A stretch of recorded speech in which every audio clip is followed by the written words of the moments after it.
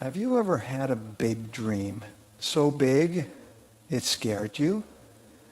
You saw the vision in your mind, clear as day, but the path to get there, completely foggy. Maybe you felt stuck, paralyzed, or maybe you started and stopped. Today, I'm going to show you a mindset that separates high achievers from daydreamers. 3 simple principles that, when combined, become an unstoppable force. Think big. Start small. Move fast. Let's unlock that potential right now. Step 1. Clarity is power. Clarity is the foundation of all achievement. When you are absolutely clear about what you want, your mind becomes focused, alert, and purposeful. It's like switching on a light in a dark room. Suddenly, everything becomes visible, and you can navigate with precision. Without clarity, you're drifting. You may be busy, even hardworking, but you're not necessarily productive. You're reacting, you're moving, but not always in the direction that leads to your goals. When you define exactly what success looks like for you, down to the details, your brain begins working for you 24/7. It starts filtering opportunities, identifying resources, and even solving problems in the background. The more specific your goal, the more your subconscious mind can engage in helping you achieve it. Vague goals like, I want to be successful or I want to make more money, have no power. But when you say, I want to earn $10,000, 0 cents a month from my business within 12 months, now your mind has something to lock onto. It starts finding ways. It begins to connect the dots. Clarity also eliminates distractions. When you know exactly what you want, it becomes easier to say no to what you don't. You stop chasing every new idea, every shiny object, and every passing trend. Your decisions become intentional. You start thinking in terms of priorities, not urgencies. This is where real focus comes from. Not forcing yourself to concentrate, but removing everything that doesn't matter. Clarity allows you to plan effectively. It gives you the ability to break a large vision into actionable steps. It sets the stage for discipline and consistency because now each task has a purpose behind it. You're no longer working hard just to be busy. You're working smart to build something specific. It becomes easier to measure progress, track results, and adjust your strategy because you know what the finish line looks like. Step 2, chunk it down. The human brain works better with simplicity and structure. When faced with a massive, undefined goal, it tends to stall. You may feel stuck, not because you lack motivation, but because the task feels too big to grasp. It's like trying to swallow an entire meal in one bite. But when you divide that goal into clear, bite-sized tasks, everything changes. Suddenly, you're not trying to launch a successful business. You're creating a list of services, designing a logo, building a simple landing page. These are tangible steps. You can start them, you can finish them, you can check them off. Chunking also creates momentum. Each small win builds your confidence and reinforces your belief that the larger goal is not only possible, it's already happening. Every time you complete a small task, you move closer to your big vision. And because each chunk is designed to be achievable, you reduce the chance of procrastination. You're less likely to put things off when the next action feels doable, not daunting. This method is also a way of staying in control of your time and energy. By organizing your goal into sections, phases, projects, tasks, you can focus on what matters most right now without getting lost in everything that has to happen later. You create a roadmap that allows you to track progress and make adjustments. You begin to operate from a place of purpose and clarity rather than pressure and confusion. It's not just about productivity, it's about psychology. When you see progress, even in small doses, you feel more capable, more driven, and more committed. You stay engaged because the work feels possible. It feels real. Instead of wrestling with the stress of how far you still have to go, you're focused on the next step in front of you. And that simple shift changes how you experience the entire journey. Step 3, speed of execution. Speed of execution is one of the most underrated success factors in any pursuit. It's not enough to have a great idea, a clear plan, or even deep motivation. What separates the dreamers from the doers is how quickly they move from decision to action. The faster you act on a goal, the less room there is for doubt, fear, or overthinking to creep in and paralyze your progress. Speed builds momentum, and momentum creates breakthroughs. When you move quickly, you send a message to your subconscious mind that you are serious. You train yourself to be a person who takes action, not someday, not when the conditions are perfect, but now. Most people wait. They wait for more information. They wait for approval. They wait until they feel ready. But the truth is, clarity often comes through action, not before it. Execution gives you feedback. It shows you what works, what doesn't, and what needs to change. And the faster you gather that feedback, the faster you can improve and adjust. Speed doesn't mean rushing or being reckless. It means eliminating unnecessary delays. It means shortening the gap between idea and implementation. You don't need to have all the answers to get started. In fact, try to perfect everything before taking the first step is one of the most dangerous traps. Perfectionism is just procrastination in disguise. People who win in life are often not the smartest or most talented. They're the ones who are willing to try, fail, learn, and try again faster than everyone else. Moving fast also has a psychological effect. It energizes you. It increases your confidence. Action fuels emotion.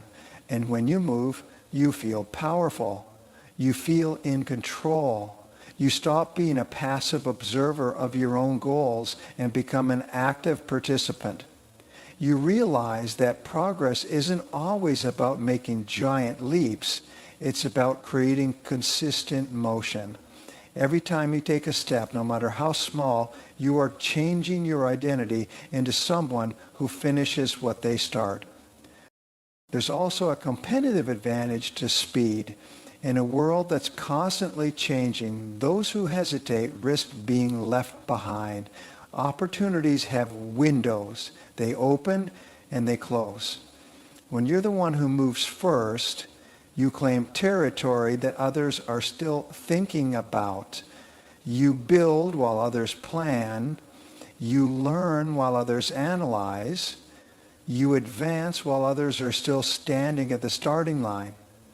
Speed gives you that edge. It puts you ahead, not just in terms of time, but in terms of experience, knowledge, and momentum. Step 4. Discipline over motivation. Motivation is powerful, but it's fleeting. It comes and goes like the weather, unpredictable, emotional, and often unreliable. One day you wake up feeling inspired, ready to take on the world. The next day you're tired, distracted, or simply not in the mood. If your success depends solely on motivation, your results will be inconsistent at best. This is why discipline matters more. Discipline is the muscle behind achievement.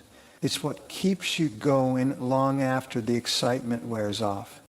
Discipline means doing what needs to be done even when you don't feel like doing it. It's the quiet force that pushes you to show up day after day with or without applause. While motivation gets you started, discipline keeps you moving. It's the alarm clock that gets you out of bed before sunrise. It's the decision to work on your craft when everyone else is relaxing. It's the focus to stay on your path when distractions and temptations are everywhere. Discipline is built, not born. It's created through repetition by making promises to yourself and keeping them. People often wait to feel ready or inspired before they act, but that's backwards. In reality, action comes first. Feeling follows. You don't wait to feel disciplined, you train it like a habit. The more you act in spite of your mood, the stronger your will becomes. And the stronger your will, the less power external circumstances have over your progress.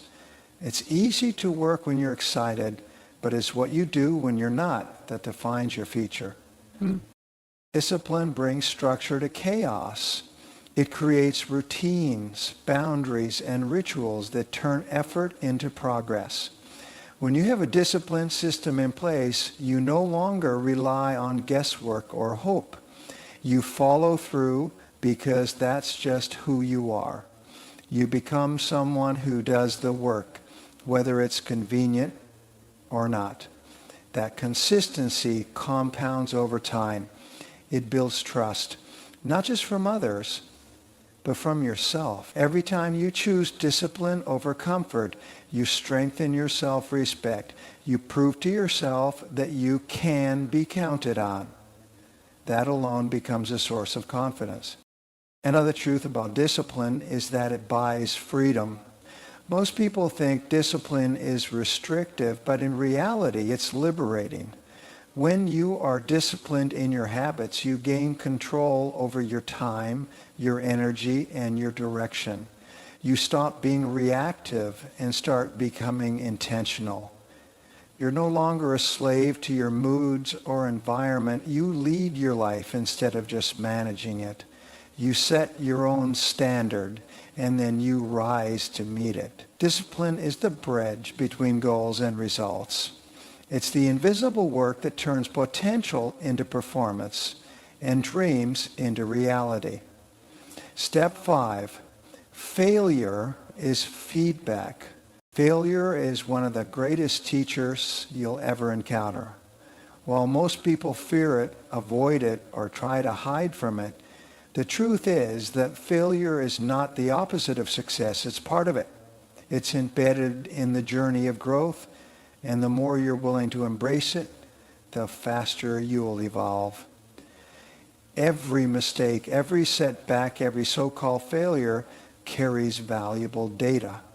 It tells you what didn't work, where the gap is, what needs adjustment, and what direction not to take next time. If you listen closely, failure speaks in lessons, and those who are willing to listen grow stronger, wiser, and more capable with every experience.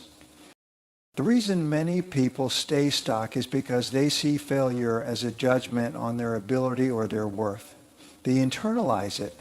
They think, I failed, so I must not be good enough. But high achievers view failure differently. They separate the result from their identity. They say that strategy didn't work. That method needs improvement. That approach didn't deliver the outcome I wanted. They detach their ego from the outcome and treat failure as information. That mindset shift is powerful because it keeps them moving forward. It keeps them curious, humble, and open to learning. Failure also builds resilience.